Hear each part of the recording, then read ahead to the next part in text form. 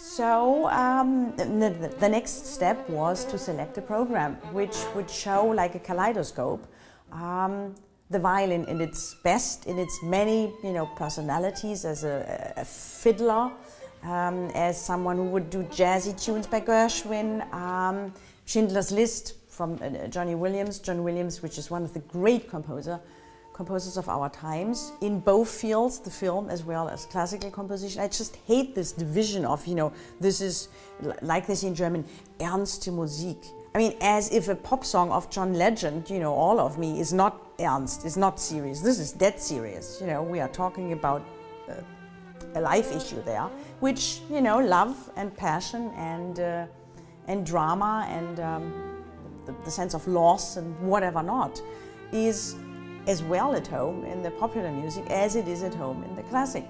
So with this program, which covers Clair de Lune and really all the facets, I think, of what music is about, classical music is about, was developed. We have a rumba there, very cute story, because the Australian composer who wrote it, he was paid in rum by the officials in Jamaica, because they were so excited in the 1930s that their dance was popularized around the world. And many of the pieces we played were adapted for violin and piano, because they had been originally orchestra scores or scores for piano only. So much really intensity went into the selection of a program which would showcase a huge variety. I also wanted to include my young musician colleagues, the Mutters Virtuosi, my band, so to speak, which is very international. We have young players from Iran, from Spain, most European countries. We have, American, Canadian, which were not on stage yesterday, but we pretty much have, musicians from around the world, and their ages from 14 to mid-20s. We have this wonderful young violinist who now also officially, Noah, became a member of my, scholar group.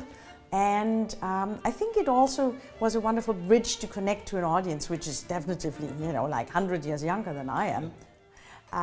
And it also showed what wonderful bond music is able to create between different cultures and ages. And that's why we also included Vivaldi's Four Seasons, excerpts of it, because it's one of the most colorful, one of the most timeless and emotionally driven pieces of music you could possibly play. And then with Lambert Orkes on the piano, the wonderful American pianist, pieces by Gershwin just came totally natural. And so I think we pretty much covered, the groovy, the hot, and the cold and the winter of Vivaldi. It was just an amazing experience. And I was actually very moved. And when I said at the end of the second set and the end of the second club evening that I will miss my audience there in the club, this is totally true.